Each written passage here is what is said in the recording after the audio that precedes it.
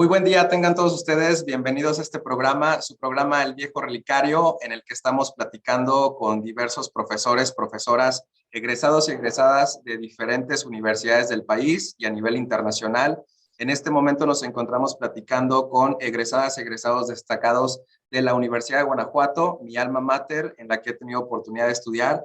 Y el día de hoy estoy muy contento de presentar a un gran invitado, a un abogado al que estimo, al que admiro mucho a distancia, que ahora en los últimos años hemos tenido oportunidad de coincidir en diversos foros académicos, que ha tenido la oportunidad de ser mi maestro en la maestría en Derecho Procesal Constitucional en la Universidad Panamericana, y que el día de hoy estoy muy contento de poderlo recibir.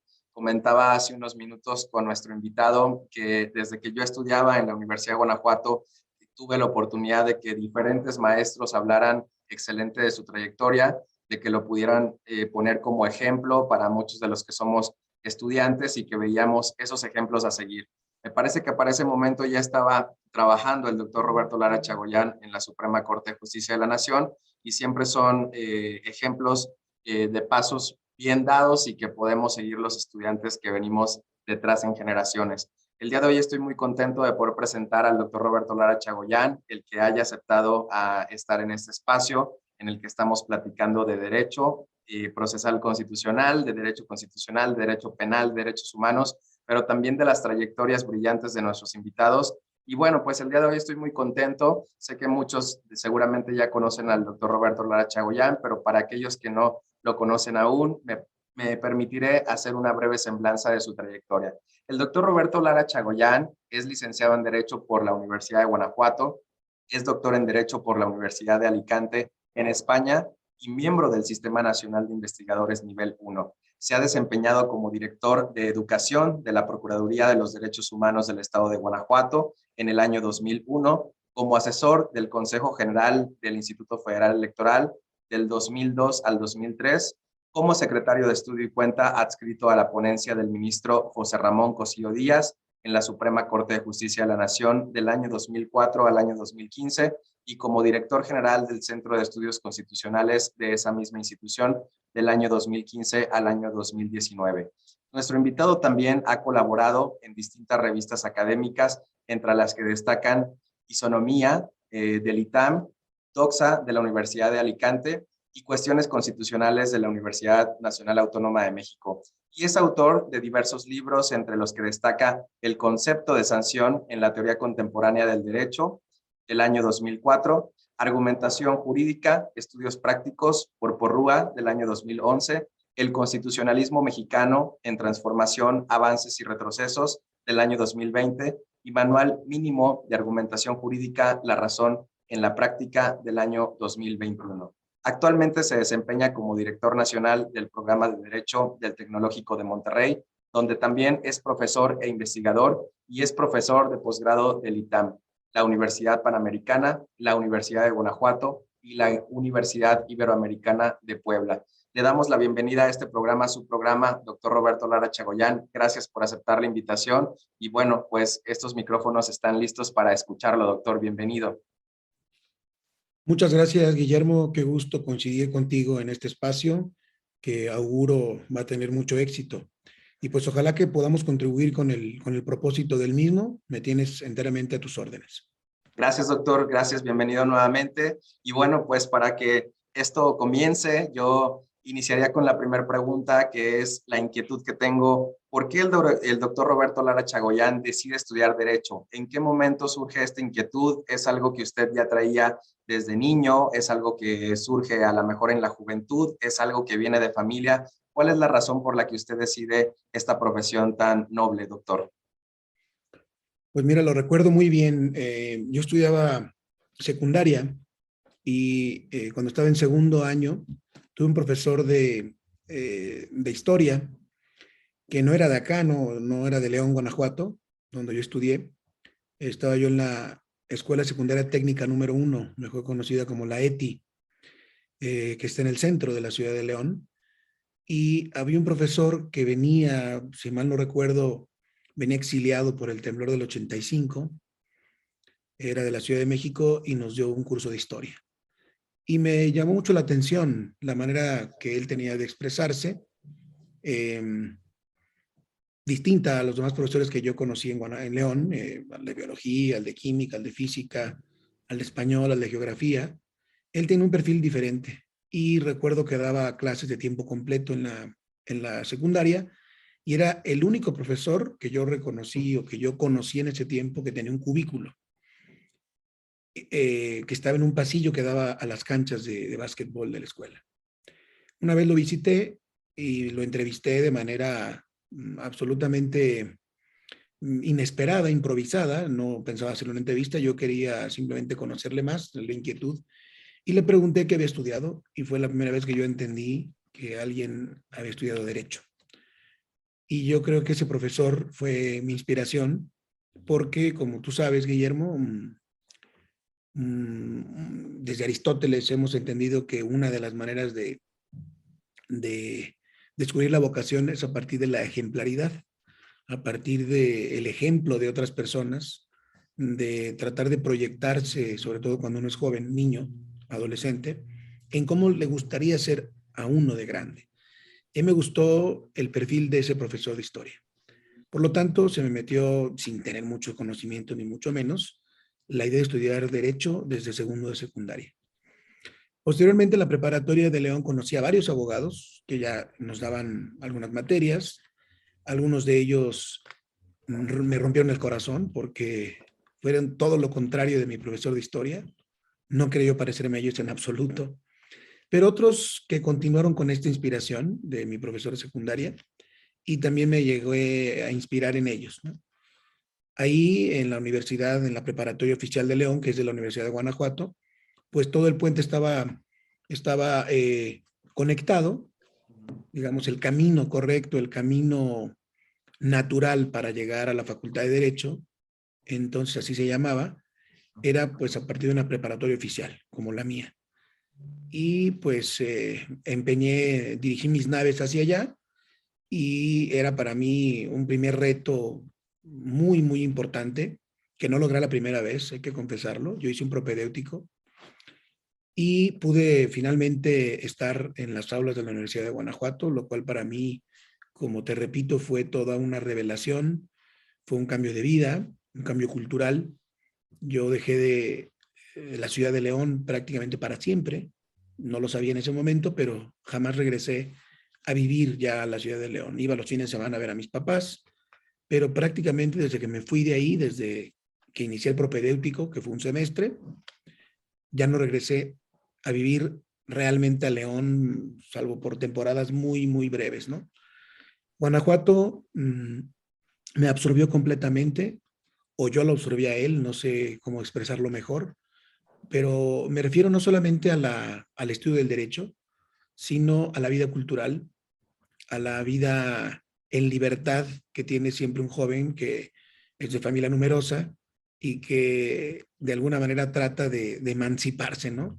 De salir del huevo, de salir de el seno materno que es la familia y el núcleo familiar, siempre tan importante, sigue siendo el centro de la vida de todos, pero en esos momentos cuando uno es adolescente, lo único que uno piensa, en lo único que uno piensa es en salir de ese núcleo, porque uno necesita volar, necesita expandir las alas y volar.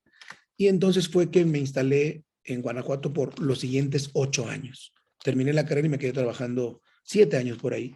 Me quedé trabajando un par más o menos, trabajando hasta que me fui a estudiar a España el posgrado. Doctor, ¿qué significa para usted el haber estudiado en la Universidad de Guanajuato? Sobre todo porque usted nos comparte algo relevante, importante.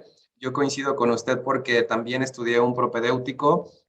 Yo creo que fue un aprendizaje muy grande para mí porque me di cuenta que no era tan fácil acceder a la Universidad de Guanajuato, que había demasiada competencia, que habíamos que cruzar un examen de admisión, que no pasa en muchas universidades, pero en la Universidad de Guanajuato en ese momento, por lo menos, supongo que también le tocó a usted, donde solamente aceptaban 45 alumnos y que era un reto realmente. Entonces, desde ahí significa algo muy trascendente, por lo menos para mí, pero yo le preguntaría, ¿qué significa este reto de entrar a la Universidad de Guanajuato y qué significa la Universidad de Guanajuato para usted? Mira, te voy a ser bien honesto, trataré de responder a tu pregunta con una ambivalencia, porque podría yo colocarme en alguno de los extremos, ¿no? Que suelen generarse con este tipo de preguntas. Es decir, podría decirte que es una maravilla, que es lo máximo, que me puede emocionar y que me pueden salir lágrimas en este momento por todo lo maravilloso y lo hermoso que fue la promesa cumplida de pasar ese examen tan difícil al que te refieres. O bien podría decirte que fue todo una decepción. Y es una mezcla de las dos cosas, Guillermo, en realidad, porque efectivamente una cosa fue cruzar el umbral de entrada, la dificultad tan terrible que era competir con, en mi tiempo, cerca de 2,000 personas para hacer el examen y que nada más quedaran 45. Efectivamente era un reto, sigue siendo, no sé, ahora creo que hay 2 grupos, pero un reto monumental. Y yo era de una familia muy sencilla, ¿no? Que viene del trabajo, de la cultura del esfuerzo, como se dice. Entonces, lo primero que sentí cuando ingresé fue, te voy a confesar, cierta decepción, porque me tocaron grandes profesores, pero también algunos muy malos. Muy malos en primero. Primer y segundo año fueron semestres flojos que a mí me decepcionaron, francamente. Es decir, era más interesante y más difícil algunas materias del propedéutico, no me dejarás mentir, que algunas en el primer semestre, que te iban a contar su vida, que nos llevamos un programa de estudios, que no veía que se tomaran con seriedad la carrera. Sin embargo, el romanticismo, el orgullo, el prestigio de la universidad nos empapa a todos y sencillamente por el hecho de pertenecer y estar ahí, uno no se ponía sus moños, ¿no? Por supuesto, esto lo pienso ahora que estoy viejo. Seguramente en aquel momento lo pensaba distinto. Sí me daban flojera los maestros, pero también lo compartía con mis compañeros de entonces, mis colegas de toda la vida, amigos hasta la fecha. ¿Y qué decíamos? Pues mira, mejor para nosotros porque trabajamos menos, vamos a disfrutar la vida estudiantil, vamos a ver otras cosas que no son el estudio y nos lo vamos a pasar muy bien. Yo recuerdo que en aquellos tiempos en la Universidad de Guanajuato se escuchaba el siguiente dicho: para ser abogado de la Universidad de Guanajuato hace falta pasar el examen y no morirse. Porque era relativamente sencillo, había más, algunos profesores difíciles, por supuesto, pero era relativamente sencillo, y cuando digo relativamente es si lo comparas con ingeniería, con arquitectura, no sería con medicina, con contabilidad. Es decir, nuestra carrera, al menos en aquellos años que yo estudié en los años 90 del siglo XX, era de las más fáciles, si no es que la más fácil de las otras carreras. Tengo hermanos universitarios que estudiaban al mismo tiempo que yo, estudiaban al mismo tiempo que yo, y por eso lo sé con conocimiento de causa. Tengo un hermano arquitecto, una hermana contadora, una hermana diseñadora y un hermano ingeniero. Y ellos todos me compartían sus experiencias, sus retos. Incluso mi hermano mayor no continuó en la Universidad de Guanajuato, se cambió al Tecnológico de León, precisamente por por todo este grado de exigencia, ¿no? Y a mí me parecía más bien una carrera muy sencilla que me permitió, y eso también hay que agradecerse a la universidad, como no, trabajar prácticamente pues desde el primer semestre empecé a trabajar. Y eso es porque no me exigía tanto la carrera, ¿me explico? Eso sí, me parece que la parte, la parte novedosa, la parte interesante fue la gente. Algunas personas que conocí, entre maestros y alumnos, que hicieron que valiera la pena estar ahí, que valiera mucho la pena. Uno de ellos, hasta la fecha, es mi profesor, mi maestro, amigo, colega, que yo respeto muchísimo. Siempre me consideraré su discípulo y le estaré agradecido por el resto de mi vida. Y justo lo conocí en segundo semestre, el doctor Manuel Vidaurri Arechiga, que se estrenó como profesor ese año con nosotros. Él venía de Sevilla, de ser doctor, de haberse doctorado en Sevilla con Muñoz Conde, y empezó a dar clases en la Universidad de Guanajuato porque él estaba en áreas administrativas, sustituyendo ni más ni menos que al profesor Antonio Torres Gómez, que a mí no me dio clase. Debí ser de las poquísimas generaciones que no le dio clase el maestro Torres Gómez porque se iba a morir, o porque pensaba morirse, o pensaban todos que se iba a morir, y no fue así. Duró muchos más años todavía, regresó a dar clases, pero ese semestre estuvo enfermo y le pidió al doctor Vidaurri que nos diera clase por él. Introducción al estudio del derecho. 2. Bueno, pues fue para mí una revelación con ese profesor, con el doctor Vidaurri, conocí clásicos, conocí autores que otros profesores ni siquiera nos nombraban, por ejemplo, a Hart, ¿me explico? Por ejemplo, a los autores de la Escuela Clásica de Derecho Penal, y en mi área de filosofía y teoría del derecho, pues además de Hart, a Dworkin, por ejemplo, nos hablaba de Kelsen, pero con lecturas, no de oídas, ¿no? O no a través del libro. Ya ojalá que nos hubieran hecho leer el García Maínez, alguna lectura hicimos de él, pero básicamente lo que leíamos era el libro de Torres Gómez, que como sabes, que no es un mal libro, por cierto, pero está inspirado en la obra de García Maínez, que es muy buena obra, por cierto, muy buena obra. Para sus tiempos fue lo máximo a nivel mundial, inclusive, en esa materia, pero que teníamos que compararlo, contrastarlo con otros autores. Y el primero que me enseñó a mí a comparar autores, el primero que me enseñó a hacer investigación, a hacer fichas, a comparar textos de a de veras, no apuntes, no copias, fue el doctor Vidaurri. Por lo tanto, eso fue una revelación importante en segundo semestre. El doctor Cardón Arismendi, autor del Código Penal de Guanajuato, junto con Ojeda, otro gran profesor de segundo semestre, brillante, y ya básicamente con dos profesores que valieran la pena, en este primer año, había valido la pena todo, ¿no? Todo lo demás. Se podía compensar los otros malos profesores que no nombraré, pero que tú sabes de quién hablo y muchos lo saben también, se podía compensar. No se diga en tercer semestre. Tercer semestre conozco al siguiente gran profesor que le debo tanto, que le debo, me parece, mi formación como abogado, no como filósofo del derecho, pero sí como abogado.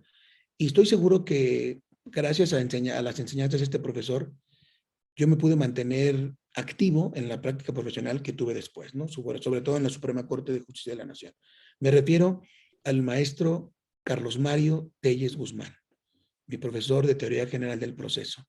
Fue el primer abogado que yo escuché hablar como abogado, no como académico. Vidaurri era un académico completo, era un doctor, pero el profesor Telles tenía una triple vertiente. Era un abogado, hablaba como abogado, hablaba como profesor, también en un académico, pues, y hablaba como investigador al estilo Vidaurri. Tenía las tres facetas. Por lo tanto, él fue una de las inspiraciones y de las sorpresas más gratas que yo tuve a lo largo de mi carrera. Por lo tanto, cerrando tu pregunta, ¿qué significa la Universidad de Guanajuato? Este primer año, estos primeros 3 semestres, se fueron repitiendo en los siguientes 7 semestres, ¿no? Con maestros buenos y con maestros malos. El resultado final, la balanza final, Guillermo, yo la evalúo así. Una enorme, una gran experiencia, irrepetible, mejorable, pero irrepetible, que marcó mi vida, que marcó lo que yo quería hacer, que me llenó la mochila, si podemos imaginarnos que el conocimiento es una especie de equipaje que uno lleva consigo, me llenó la mochila de buenas cosas y de malas cosas, pero las dos, las buenas y las malas, me ayudaron. Porque cuando yo llegué a abrir esa mochila en otro lado, en España concretamente, y vi de lo que estaba llena mi mochila, vi que muchas cosas no servían. Y pude saber qué me dolía, de qué adolecía, cuáles eran mis tornillos flojos para poderlos apretar. De otro modo no hubiera podido sacar el posgrado.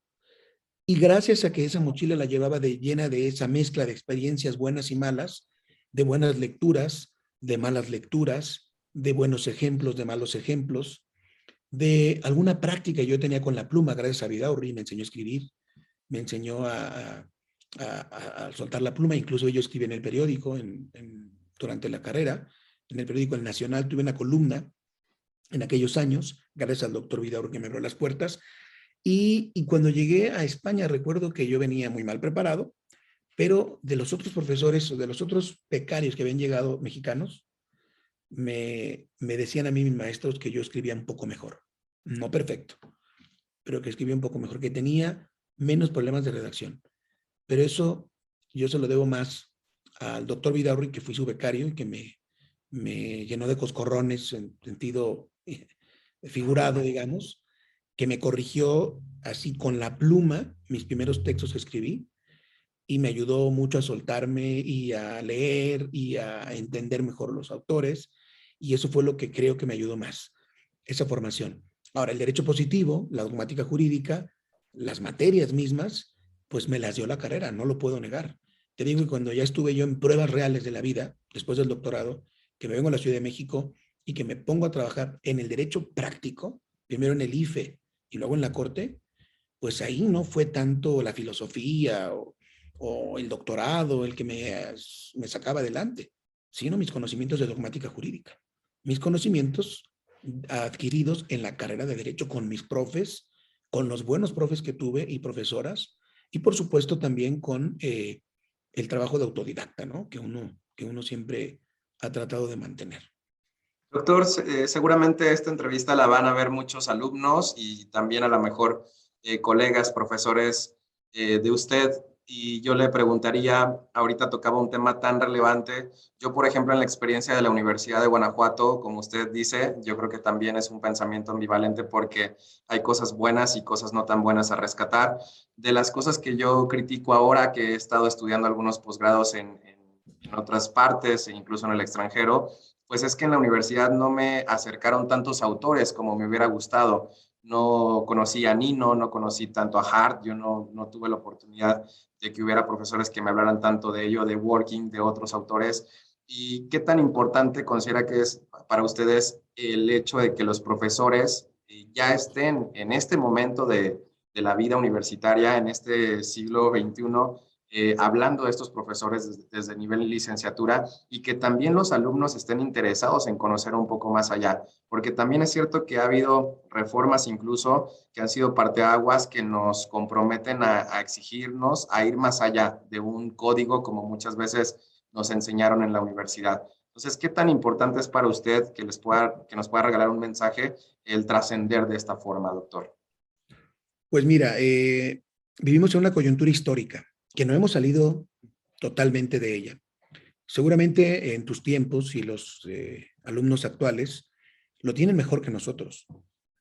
Estoy hablando de los años 90 del siglo XX, en el que estudiar Derecho en México, estoy hablando incluso de la UNAM, estudiar Derecho en cualquier universidad del país, básicamente se traducía en una adquisición de conocimientos prácticos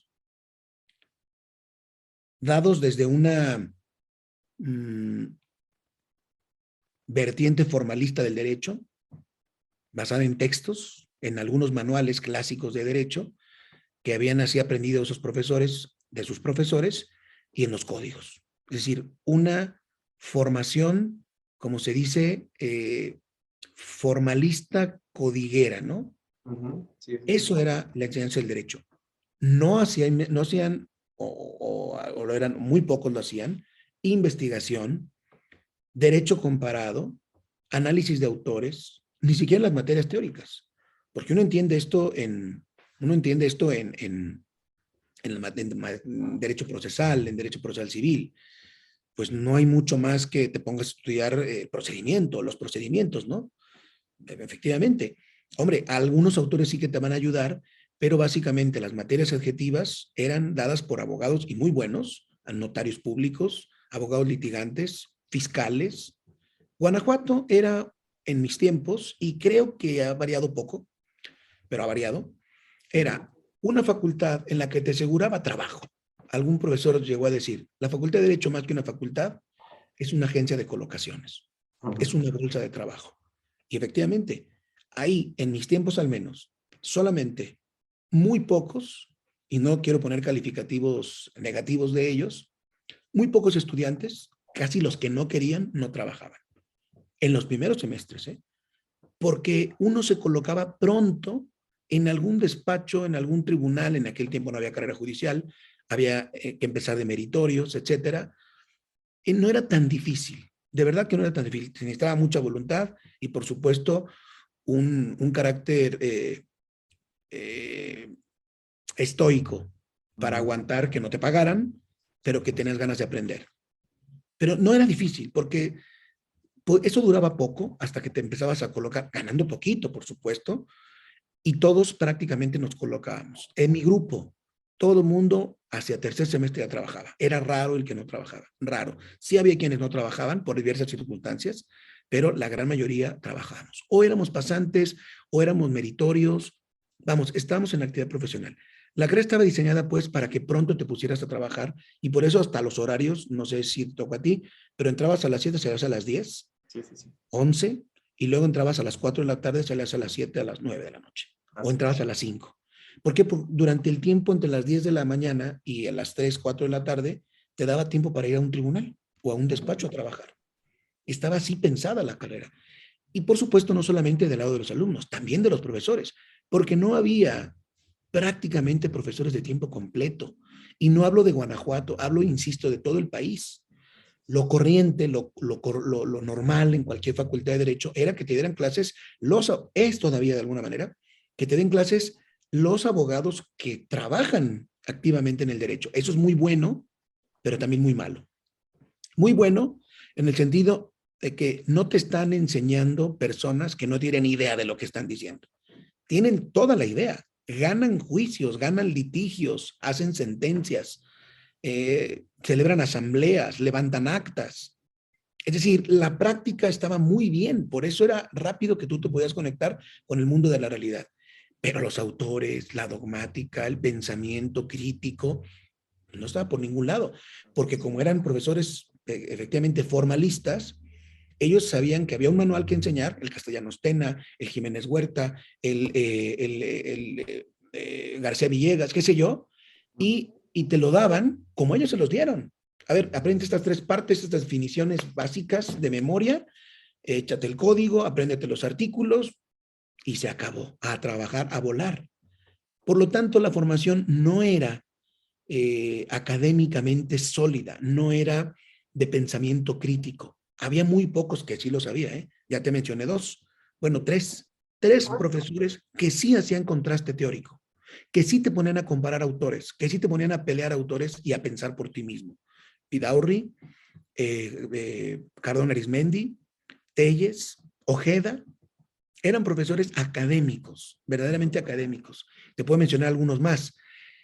Soto Guerrero, que me tocó con él, era un filósofo maravilloso de San Miguel de Allende, que estuvo poco tiempo, bueno, yo lo conocí en el Departamento de Investigaciones Jurídicas y nos dio clase también a nosotros, extraordinario profesor.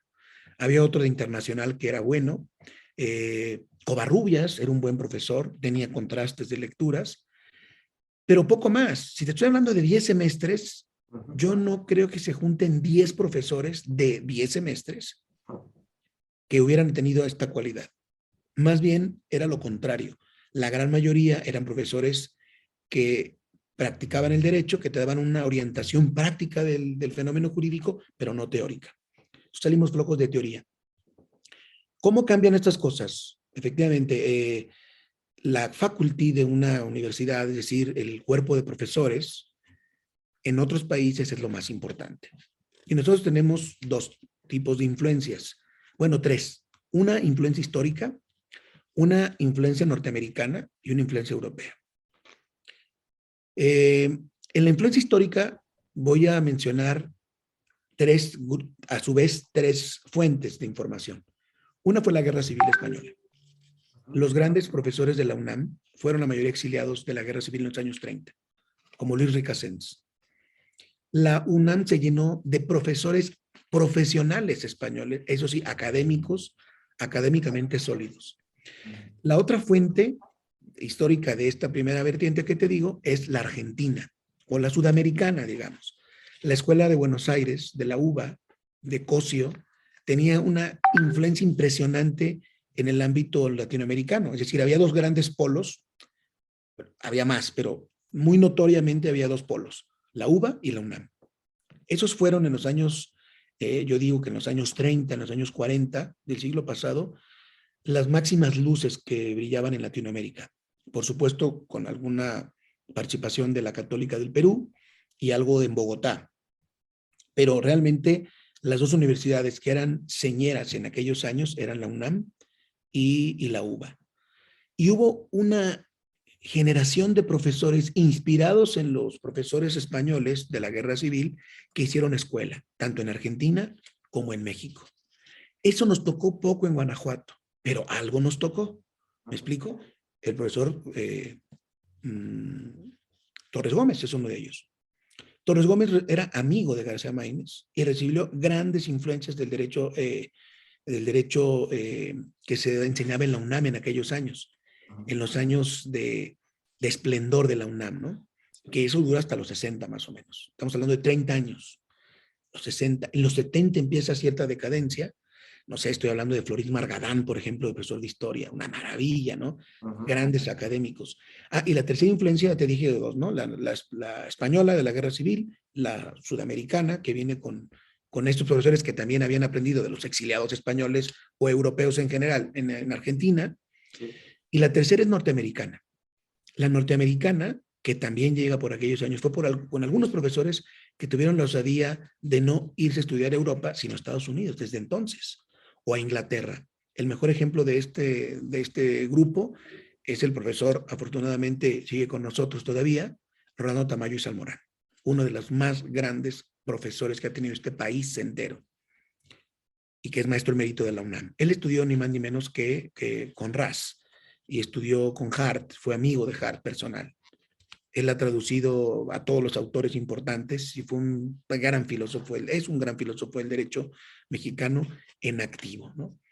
Bueno, entonces esta primera vertiente es la excepción a la regla que te decía de cómo las facultades tenían otro tipo de intención, aunque tenían estas monedas de oro, ¿no? Desde entonces las tenían. Pero casi nadie las veía. Todo eso era algo romántico visto por las partes teóricas, porque lo que importaba era salir rápido de notario, de fiscal, de juez. Ajá. Con el paso de los años, algunos ya nuevas generaciones, por ejemplo, la generación de Vidaurri, la generación de hace 10 años antes de nosotros, antes de mí, algunos de ellos siguen los pasos de viejos profesores y hacen el mismo experimento. Se van a estudiar al extranjero y regresan con una visión académica, una visión de faculty, no la visión típica de aprende rápido, sal y sé juez, ¿no? Sino de contrastar autores, etcétera. Y yo creo que siempre en todas las generaciones ha existido este pequeño grupo de autores que se han preocupado por trasladar el modelo faculty de Estados Unidos, de Europa o de Sudamérica, básicamente de Argentina, ¿me explico? Que Argentina siempre tuvo un modelo muy europeo, pues, por su tradición y por sus emigrantes, por sus inmigrantes, ¿no? Entonces, redondeando tu pregunta, ¿qué importancia tiene? Toda la importancia, porque en la Facultad de Derecho de cualquier parte del mundo, el propósito es aprender a pensar críticamente. Además de aprender a hacer, también debemos aprender cómo saber. No solamente cómo hacer, sino cómo saber. Y cómo saber es una actividad que tiene su tiempo, que necesita inspiradores, que necesita contrastes, necesita, por supuesto, una buena biblioteca, ahora con el Internet.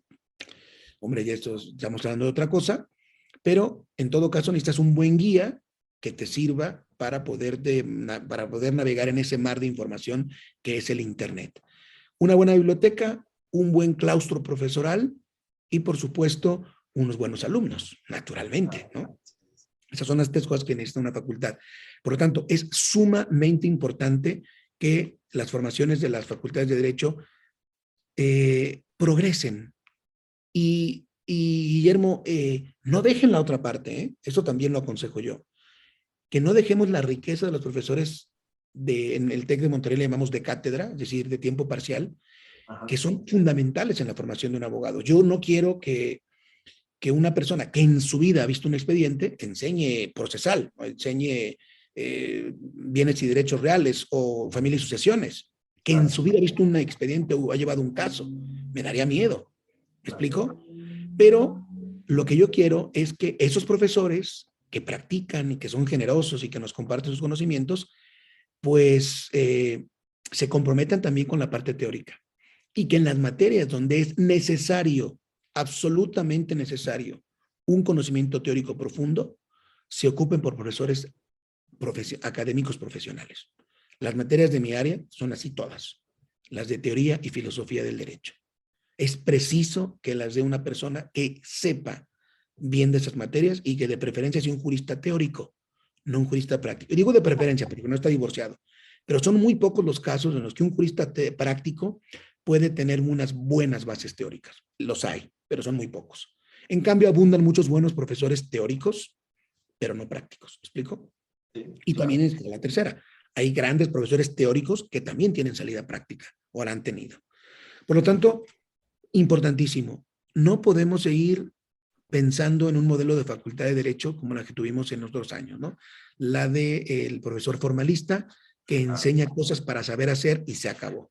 No, necesitamos también pensamiento crítico y un pensamiento teórico, filosófico profundo, porque el abogado básicamente es alguien que se defiende con su pensamiento, con el conocimiento, con la argumentación, con las razones.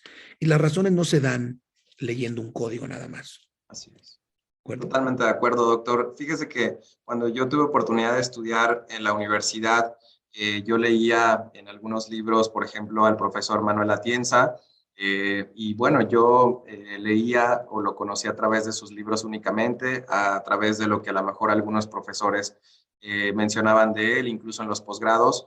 Posteriormente me voy a Ciudad de México a estudiar posgrados, empiezo a ver con más amplitud textos, incluso esa comparación de la que usted hablaba con otros autores, pero finalmente el estar en España particularmente me da la oportunidad de ser alumno del maestro Manuel Atienza en un breve espacio de tiempo, no a lo mejor como usted lo ha tenido, pero me abrió los ojos a entender el derecho y entender las posturas de otra manera. Yo le preguntaría a usted cuál ha sido su experiencia en esta oportunidad que tiene de salir al extranjero y sobre todo lo que comentaba para aquellos estudiantes que nos están escuchando en esta charla, cuál es la importancia de que abran el panorama de ir más allá de nuestra propia ciudad, ¿no? De nuestro propio contorno de Guanajuato, a aprender un poco más e incluso a encontrarnos y confrontar ideas con los profesores que hemos leído en los libros, doctor.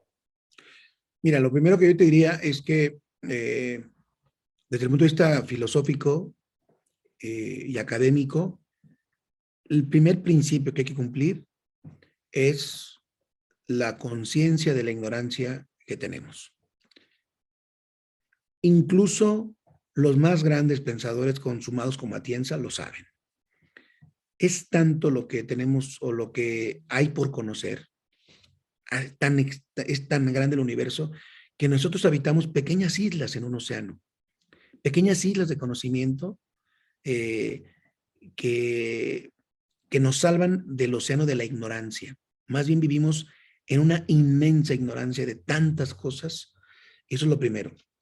Sí, esa visión de vernos el ombligo, que pasa mucho en la provincia mexicana, pasa en Guanajuato, pensar que somos autosuficientes y que nos basamos en glorias pasadas, en experiencias que escuchamos por ahí de grandes profesores y de ministros de la corte que fueron de Guanajuato y no sé cuánto, parece que nos sentimos sobrados.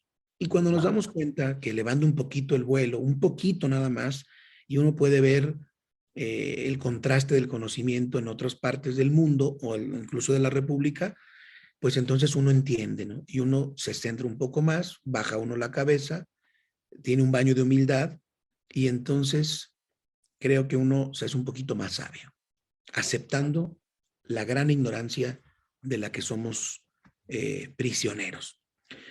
Esa búsqueda por salir de la prisión de la ignorancia es lo que ya Platón decía en la caverna, ¿no? En el mito de la caverna. Tratar de no conformarse con las sombras, sino hacer el esfuerzo por salir al camino y ver la luz.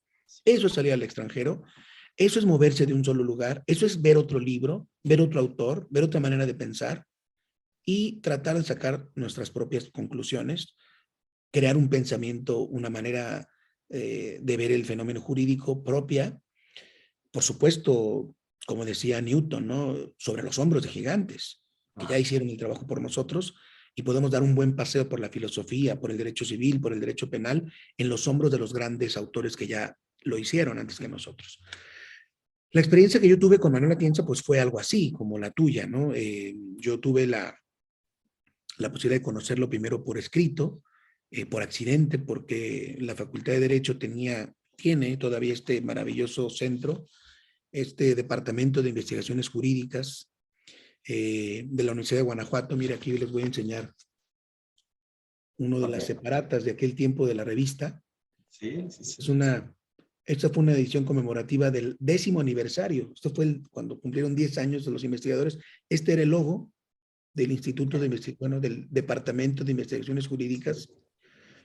Y en este lugar tenían, en aquel tiempo, no sé si la mantienen, una enorme biblioteca, o bueno, una biblioteca especializada, no tan grande, pero especializada, porque la Universidad de Guanajuato tenía convenios con muchas universidades del país e incluso del extranjero, y nos llegaban sus publicaciones. Una de las publicaciones que yo conocí en su primer número, el número 1 que salía en aquel tiempo, fue Isonomía, del ITAM. Y en el libro, el número 1 de Isonomía escribe Manuel Atienza, y yo me lo leí. Por supuesto no entendí mucho, pero me encantó el autor. Y resulta que mi maestro, el doctor Vidaurri, que entonces era director de la facultad, por aquellos años, por supuesto que le había oído hablar de Manuel Atienza, y cuando yo le comenté mis inquietudes por este autor y por lo que decía en sus textos, él se emocionó mucho y me dijo que buscara yo la manera de hacer la tesis con él.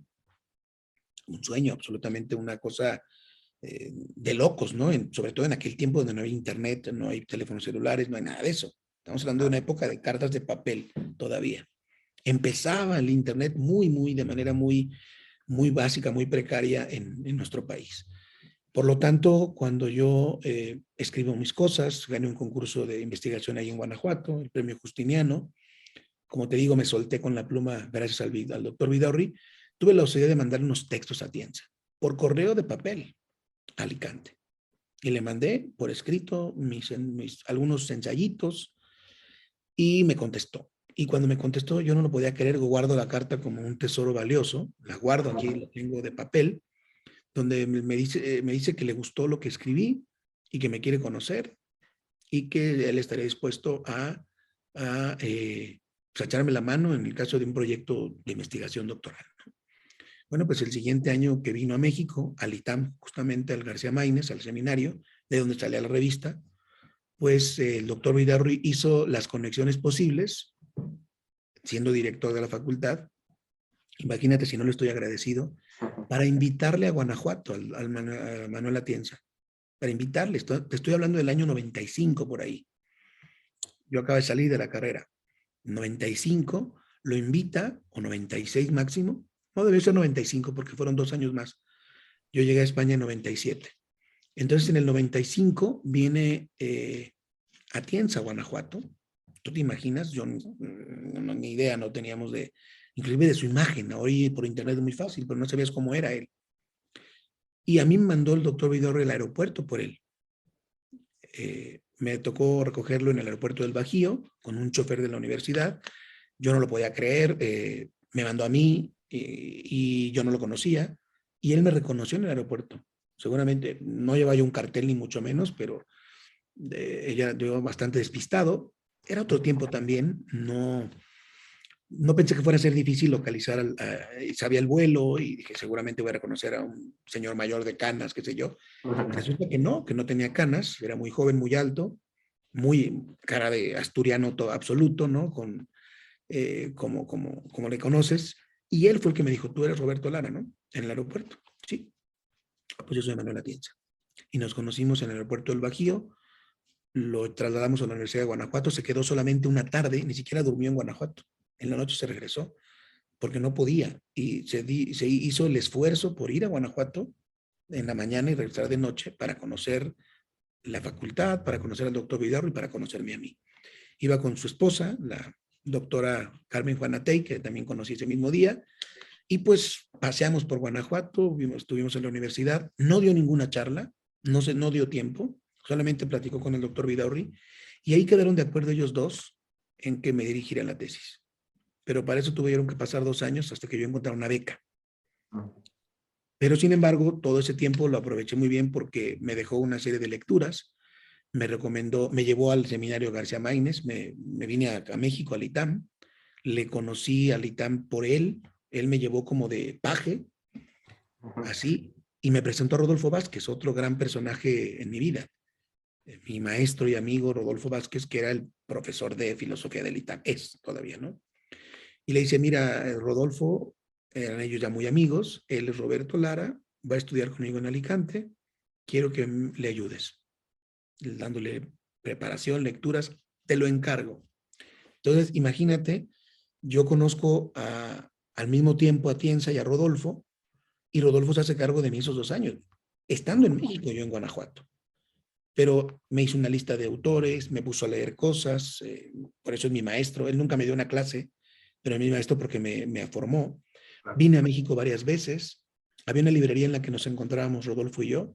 Solo cuento en algún texto que escribí sobre su obra. Se llamaba El Parnaso, en Coyoacán. Y yo iba ahí a gastarme el poco dinero que tenía, o endeudarme más bien, con libros de filosofía del derecho. Él me decía que comprar. Cómprate este, léete este otro, este autor revísalo. Y bueno, yo traté de conocer lo más que pude, haciendo esos 2 años en los que duré o que trabajé, batallé para lograr una beca, que al final me la dieron en España, la beca, la Comunidad Valenciana, las Cortes Valencianas, y esa fue con la beca que me pude ir a estudiar el doctorado. Por lo tanto, esa influencia externa, esa dialéctica de contrastar lo de Guanajuato, muy local, contra lo de España, mucho más universal y pues de alguna manera más especializado, ¿no? Porque yo iba a filosofía, sí, me ayudó muchísimo. El contraste fue brutal. Termino esta pregunta para darte espacio, perdóname que me emociona.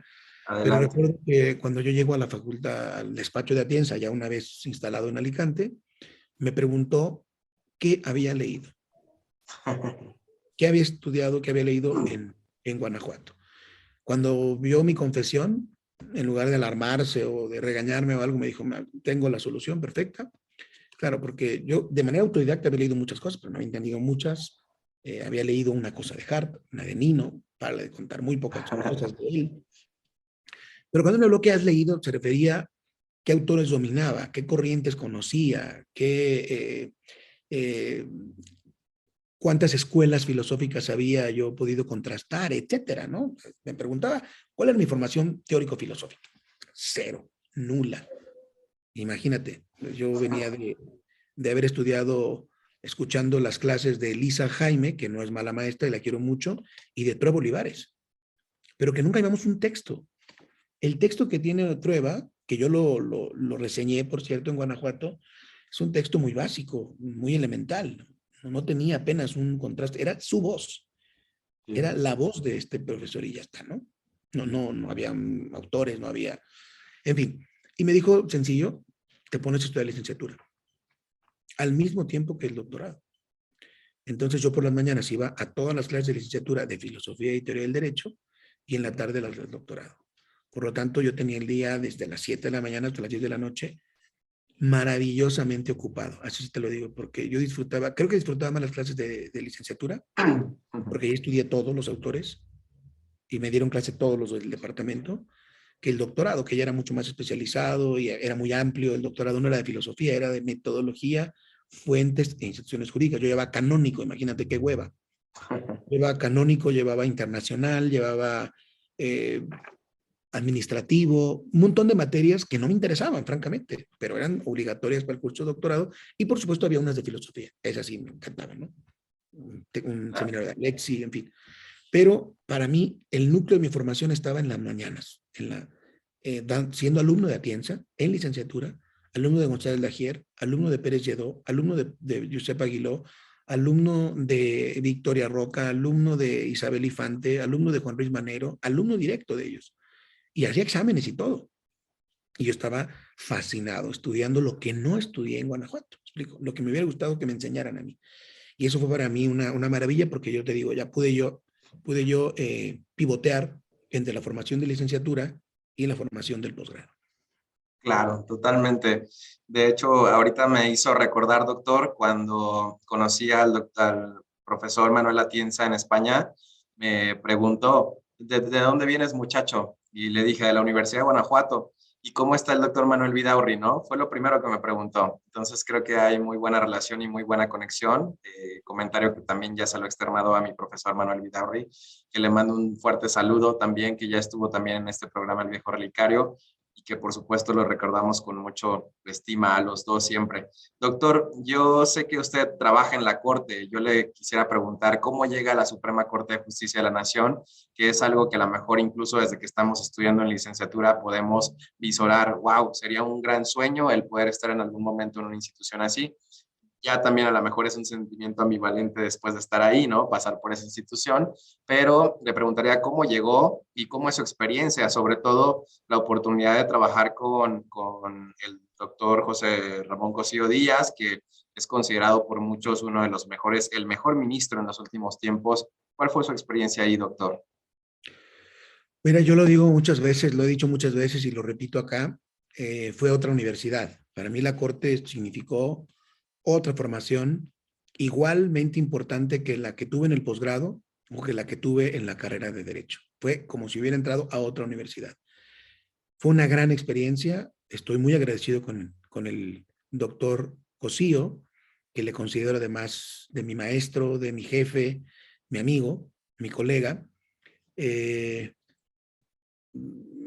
pues con una generosidad poco vista, ¿no? Para mí son esos, hay un cuarto personaje que yo complementaría con esta pléyade, digamos, de inspiradores que he tenido en mi vida, a los que le estoy absolutamente agradecido, que tuvieron todo que ver con mi formación y con lo que yo soy ahora. Manuel Vidaurri, Manuel Atienza, Alonso Lujambio y José Ramón Cosío. En orden cronológico te los dije, ¿no? Sí. Claro, y empiezo con cómo llego a la Corte. Yo vengo a la Ciudad de México después del doctorado y empiezo a trabajar de tiempo completo en la Ibero de México. Por cierto, mi jefa era Loreta Ortiz Alf, actual ministra de la Corte. Sí, sí, Fue sí. mi primera jefa que tuve en el Departamento de Derecho de la Ibero Santa Fe, aquí en la Ciudad de México.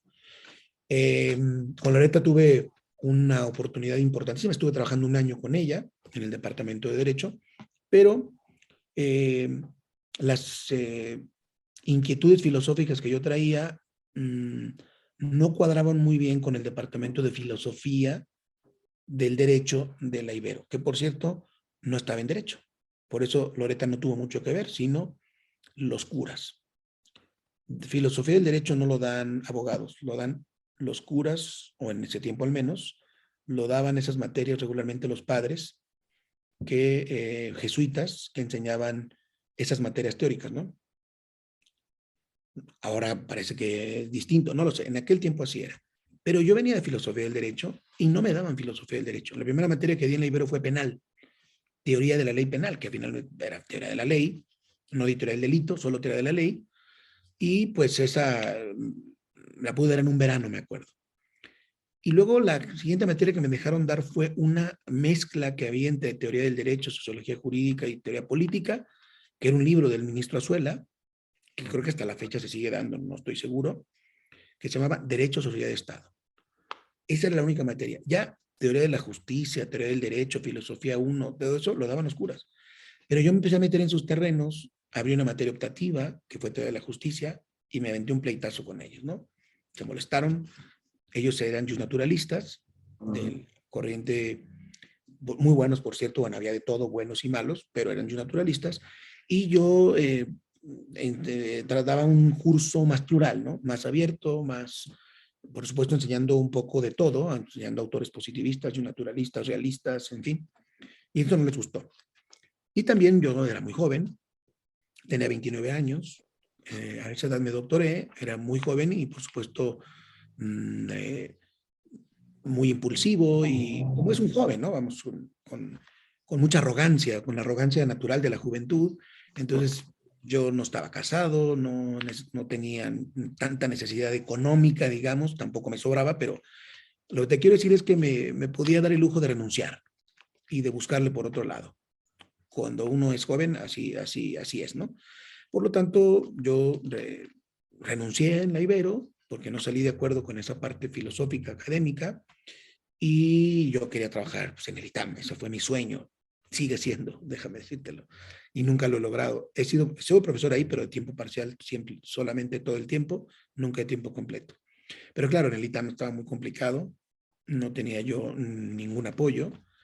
Entré al CIDE, pero no lo acepté tampoco. Al mismo tiempo de la Ibero entré al CIDE, me decanté por la Ibero y bueno, luego se me cerraron un poco las puertas del CIDE. Total que para un provinciano que se había doctorado en la Ciudad de México en los años iniciales del siglo XXI, en el año 2001, perdón, 2001, no era fácil colocarme en algún lado. Pero Rodolfo Vázquez, otra vez Rodolfo, tiene la enorme generosidad de recomendarme, pues no recomendarme, sino de conseguirme una entrevista de trabajo con el entonces consejero electoral, Alonso Lujambio, que en paz descanse. Y claro, me dijo, pero ese es un trabajo práctico, no es académico. Pero Lujambio es un académico. Entonces quizás te entiendes con él. ¿Y qué materia electoral? Imagínate, yo ni idea en mi vida he visto algo de electoral. Entrevisto con el doctor, bueno, con el maestro Alonso, no era doctor, Alonso Lujambio, y surge una relación increíble, con muchos altibajos también, pero una relación muy estrecha de amistad y de camaradería y de trabajo era muy duro, muy duro, muy duro y escribía excelente. Todavía él me acabó corrigiendo muchas cosas de Alicante, que en Alicante habían hecho escribir muy bien, pero él todavía tenía una sutileza para la pluma increíble que me ayudó mucho. Entonces, para no hacértela muy larga, yo duré los últimos 2 años trabajando con Alonso Lujambio como asesor jurídico. Y ahí aprendí lo que era la práctica jurídica, la realidad, ¿no? El litigio. Nosotros éramos la autoridad responsable, digamos, ante los juicios ciudadanos en el TRIFE. Todos los dictámenes de fiscalización los hacemos nosotros. Era el presidente de la comisión de fiscalización. Yo le ayudé en ese aspecto. Aprendí muchísimo también. Y resulta que una sentencia muy famosa, bueno, un dictamen, allá se llamaban dictámenes, me tocó hacerlo a mí. Y el ministro Cosío, entonces director de Derecho del ITAM, se enteró, porque no le ponemos el nombre, pero él investigó y me mandó a llamar.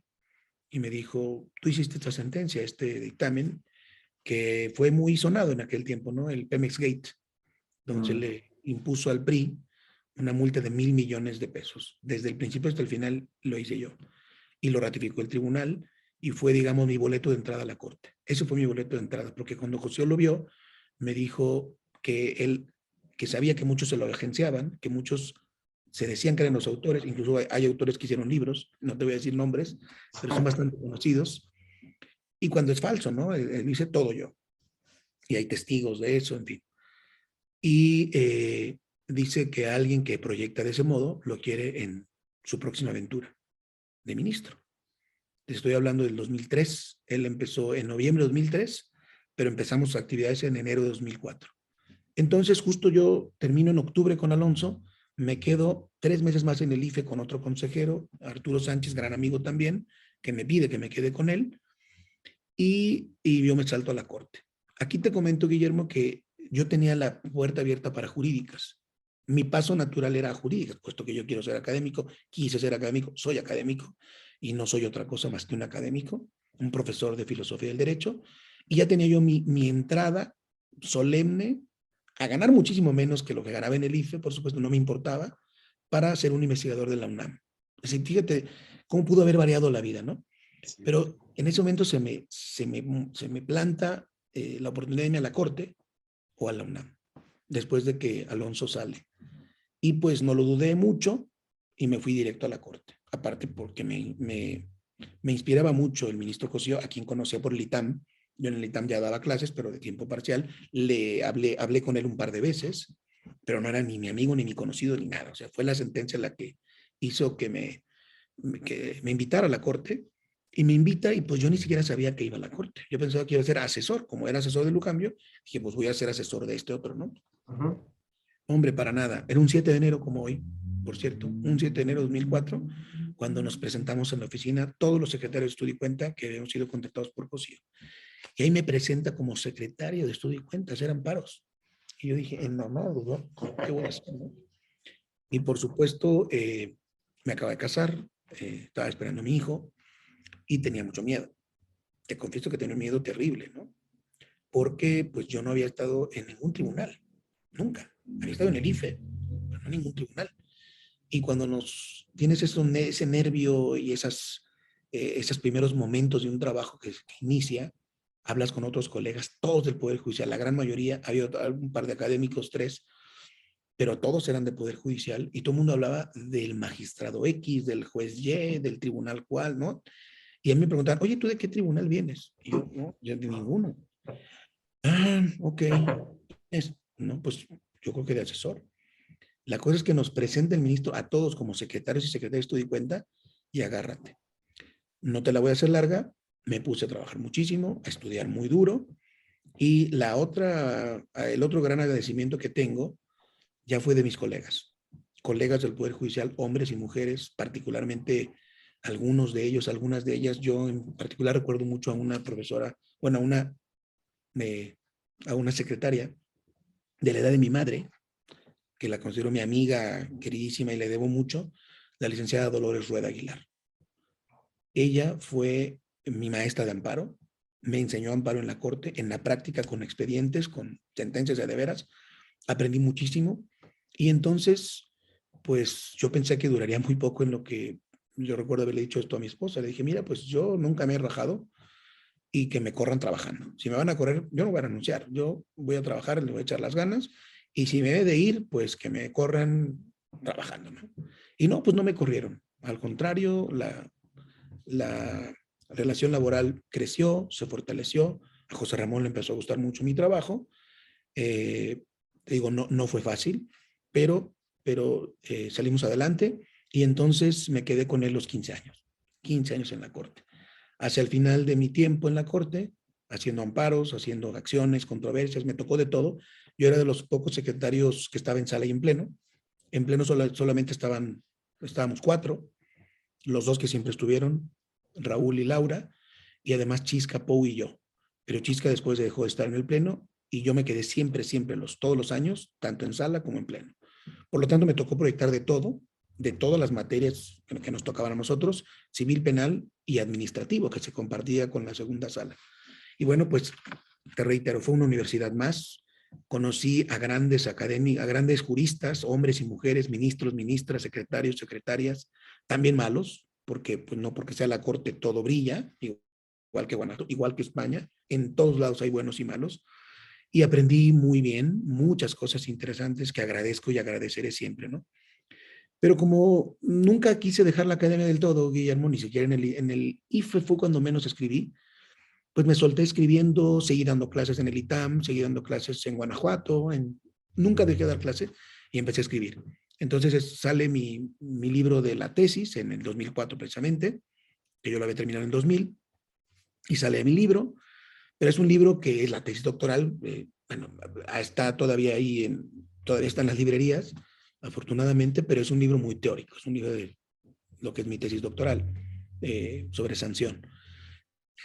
Sí, te decía que el libro se había publicado en el 2004, cuando entré a la corte, y durante la corte no se me quitó el prurito de escribir y de publicar. Seguí publicando, sobre todo artículos, pero después hice un librito que se llama Argumentación Jurídica y Estudios Prácticos, en 2011, que está en Porrúa y que se ha mantenido bastante bien. Inclusive hay una segunda edición ampliada y varias reimpresiones. Creo que vamos en la sexta o séptima reimpresión. Muy bien. Bueno, hacia el final de la corte, en los últimos 4 años, el doctor Cosío me promueve también con la presidencia del ministro Aguilar, que es el anterior presidente a este, y me hacen director del Centro de Estudios Constitucionales. Yo fundo ese centro, no existía, era un centro de investigación en jurisprudencia y ética, que era para los ministros en retiro, pero hay una reforma con el ministro Silva Mesa, que era presidente antes de Aguilar, y formó el Centro de Estudios Constitucionales, pero estaba acéfalo, no había nadie.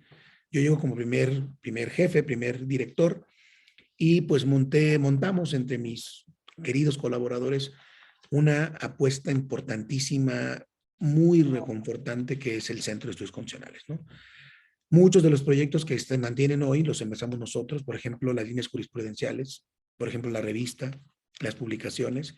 Ahora lo han hecho muy bien, mucho mejor que nosotros. Tienen más gente, más recursos, también hay que decirlo. Y es una maravilla, es de las cosas que más me siento orgulloso. Ya ese trabajo, el Centro de Estudios Constitucionales, fue Fue un trabajo plenamente académico, institucional desde la Corte. Invité a gente valiosísima de otras áreas, no solamente abogados. Por ejemplo, un politólogo, Camilo Saavedra, uno de mis grandes colaboradores y amigos, que está en la UNAM ahora. Javier Yankelevich, un argentino que es antropólogo, historiador, un poco abogado. Fue también maravilloso estar con él. Una filósofa de la UNAM, colombiana, Diana Gutiérrez, y ella estuvo con nosotros haciendo cosas también de precedente, filosofía. Una guanajuatense, Alejandra Martínez Verástegui, egresada también de nuestra facultad, brillantísima, que trabajó conmigo. Y bueno, éramos todo el equipo, esos cuatro, hicimos un montón de cosas en 4 años, y eso me permitió, pues, regresarme a mi embarcación académica, ¿no? A mi nave académica plenamente, ya dejando las sentencias un poco, pero me permitió ya empezar a pensar en el regreso, digamos, a la vida académica. Termina la Corte en 2019 y doy el paso al Tecnológico de Monterrey como profesor investigador, donde me mantengo actualmente, aunque hace unos meses, hace casi un año, en marzo de un año, me nombraron director nacional del programa de Derecho y estoy muy contento en esta institución, ya otra vez plenamente en el ámbito académico. Pude publicar 2 libros en estos últimos casi 3 años y me siento muy contento en esta institución que me respalda, que me cuida, que le gusta mi trabajo, afortunadamente, y estamos aquí ahora pues tratando de corresponderle a la grandeza de esta institución, tratando de agradecerle y corresponderle con la exigencia que tiene con nosotros los profesores, y aquí me tienes a tus órdenes, Guillermo. Doctor, pues muchas gracias. El tiempo casi se nos agota del programa. Me quedo con muchas preguntas, muchas inquietudes, pero la verdad es que escucharlo ha sido un honor. Gracias por compartirnos su trayectoria. Yo, como le comentaba, la intención es que llegue esta entrevista a muchos jóvenes y que aprendan de la experiencia de los invitados como usted que nos charlan, ¿no? Y nos dan la oportunidad de conocer. Creo que ha sido muy valiosa esta charla, esta plática, y yo me voy muy contento. Y bueno, también comentar que sé que ha apoyado a otros alumnos, a otros estudiantes a lograr el propósito de seguir investigando, de aprender, aquellos alumnos que tienen la inquietud, incluso les ha dado la oportunidad de estar en instituciones tan loables como es la Suprema Corte de Justicia de la Nación.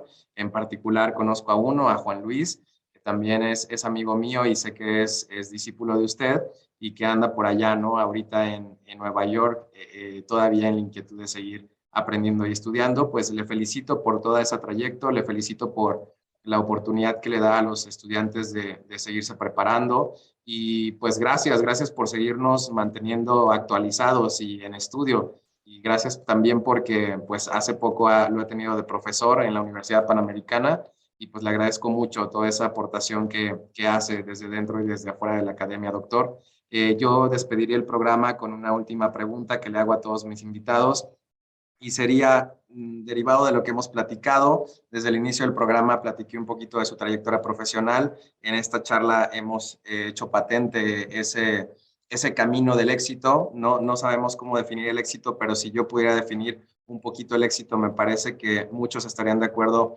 conmigo en que su trayectoria ha sido de éxito. Muchos alumnos suyos, muchos colegas de usted seguramente estarán de acuerdo conmigo. Y si esto es el éxito, si ese camino que ha hecho tan loable es el éxito, doctor, ¿qué le podría decir a aquellos estudiantes? ¿Cuáles son los pasos a seguir? ¿Cuáles son los ingredientes para poder tener una carrera tan exitosa como la suya? Pues mira, yo te agradezco tus palabras. Eso no lo puede nunca uno decir de uno mismo, porque como dice el, el pensamiento clásico, ¿no? Toda alabanza en boca propia es vituperio. Eso le corresponde decirlos a los demás. Yo no me siento una persona exitosa, me considero una persona satisfecha. Eso sí lo puedo decir, yo me siento satisfecho con mi trayectoria, me siento contento con la vida porque me ha permitido aprender mucho. Me falta mucho todavía, pero estoy satisfecho por lo que me ha tocado aprender, sobre todo de las personas, ¿no? Y de los libros, desde luego. Receta para el éxito. Es muy sencilla y al mismo tiempo muy retadora. La sugerencia que yo les hago a los estudiantes es que traten de vencerse a sí mismos, que no se conformen nunca. Cuando uno se conforma con algo y uno cree que ya lo sabe todo, uno cree que ya lo es todo, que a uno no le gana a nadie en hacer sentencias, en hacer demandas, en ganar dinero, en montar un despacho, en tener un coche, qué sé yo, y uno considera que está uno en la cima, esa es la mejor manera de perderse. Es la mejor manera de autoeliminarse en términos de reto intelectual. Por lo tanto, el tratar de vencerse a uno mismo significa poner los pies en la tierra y saber que falta mucho por recorrer, mucho, mucho, mucho. Y que ese recorrido implica mucha disciplina, mucho trabajo de todos los días, de estar cogiendo cada reto como si fuera el primero, cada caso que le dan en un despacho o en un tribunal o en una notaría o en la escuela o en la academia, un artículo que uno va a escribir, qué sé yo, como si fuera la primera vez. Y como dice Manuel Atienza, eh, siempre, siempre estar preparado, siempre prepararse para cualquier empresa, por menor que sea, es necesario. Es decir, yo lo que daría más que consejos en positivo, los daría en negativo. Uno, no, como ya lo dije, no dejarse vencer, ¿no? No dejarse vencer de uno mismo por el ego y por la soberbia. Dos, no dejar de estudiar, no dejar de prepararse. No pensar que porque uno ya tiene un título, un grado, qué sé yo, uno lo tiene absolutamente listo todo y solucionado todo y el éxito asegurado. No, no, no. Cualquier actor de teatro, de cine, cualquier artista, cualquier deportista y, ¿por qué no?, cualquier intelectual, cualquier académico, tiene que prepararse. Así como un boxeador tiene que entrenar para una pelea, pues un profesor tiene que entrenar para una conferencia, para una clase, para una demanda, para una sentencia, para un recurso. Es exactamente lo mismo. En nuestra carrera se corre el riesgo de pensar o de confiarse en que uno ya lo sabe y que uno ya lo ha hecho otras veces y por lo tanto no será difícil. Es bien importante prepararse antes. Si cada que nosotros estamos invitados a algo, nos preocupamos un poquito por preparar el guión, por leer, por contrastar, por actualizarnos, por criticar lo que uno mismo tiene como lo más elevado, lo más actualizado que ha leído, el éxito está asegurado. Y el tercer consejo que les doy es estrictamente el otro, ¿no? El tercer consejo ya no es tanto jurídico vital, sino, si tú quieres, más simple o si me permites, más mundano este consejo. Y es que se sientan tranquilos y tranquilas eh, por no dejarse corretear precisamente con ese fantasma del éxito. Creo que lo que mantiene a mucha gente frustrada en la actualidad o autoengañada o deprimida es ese tigre, ese perro, no sé cómo llamarle, de la fama, de el like en los medios de comunicación actuales, en las redes sociales, y que llevan al estrés. ¿Cuántos seguidores tengo? Es que no es posible, y es que voy a hacer lo imposible para que me sigan. Y es que ese estrés está derivado de ese animal que parece perseguirnos. Y ese animal no es otra cosa que el ego. Entonces, tercer consejo, traten de dominar al ego. El ego, que lo traemos todos adentro, nos come, nos devora y nos dice, acepta todo, haz todo lo posible para que tengas más fama, más presencia, más voz. Y eso se convierte en una especie de cárcel, de prisión, que no nos deja disfrutar la vida. La vida hay que disfrutarla, además de trabajar, como ya dije, y constantemente actualizarse, también consiste en ir al cine, también consiste en hacer el amor, también consiste en ver a los amigos, también consiste en comer y beber bien, también consiste en viajar, en conocer lugares, en tener charlas maravillosas con gente que admiramos o con gente desconocida. Es decir, hay que vivir la vida de la manera más plena que se pueda, sin caer en el workaholic, sin caer tampoco en el desmadre absoluto del desenfreno, ¿no? Todo está un poco en la virtud, en la virtud. Y la virtud es ese medio que está entre muchos extremos, de trabajo, de necesidad económica, de necesidad de éxito profesional, de reconocimiento, del amor, de los hijos, de los padres, de la familia, de los amigos. El, el ideal, digamos, que todos perseguimos, o todos, si se me permite, debiéramos perseguir, es, en mi concepto, en mi humilde concepto, buscar ese equilibrio en medio de todo. Ni dejarse seducir por uno de los extremos de esos placeres o de esas necesidades o de esas exigencias que tiene la vida actual, sino de tratar de mantenerse un poco en el centro. Es difícil, pero creo que una parte de ese centro es la parte académica y la parte profesional, pero es uno. Uno puede entregarse completamente al despacho, al juzgado, al trabajo, qué sé yo, o a la academia o a los papers, porque uno te vuelve loco. Tampoco al desenfreno, a la fiesta, tampoco, es exactamente lo mismo. Por lo tanto, saber administrarse el tiempo, el seize the day, el carpe diem, es el mejor consejo que se puede dar. Aprovechar el día, y aprovecharlo significa dividirlo bien entre todos estos placeres y obligaciones y deberes que tenemos en la vida. No dejarse comer por uno de ellos, por uno de estos extremos. Tratar de mantenerse en el centro y tratar de vivir con la mayor plenitud posible. Perfecto, perfecto, doctor. Pues le agradezco mucho la oportunidad de haber estado en este espacio. Espero que no sea la última vez que lo podamos tener por aquí. Lo invitaremos y ojalá que su agenda lo permita. Y agradecemos esas palabras que ha compartido con nosotros, su trayecto, su camino y pues estas palabras que comparte con los alumnos que seguramente nos estarán escuchando hasta ahora. Gracias por estar en el Viejo Relicario. Yo despediría el programa únicamente abriéndole los micrófonos por si algo más tiene que decirle para despedirse de su auditorio, doctor.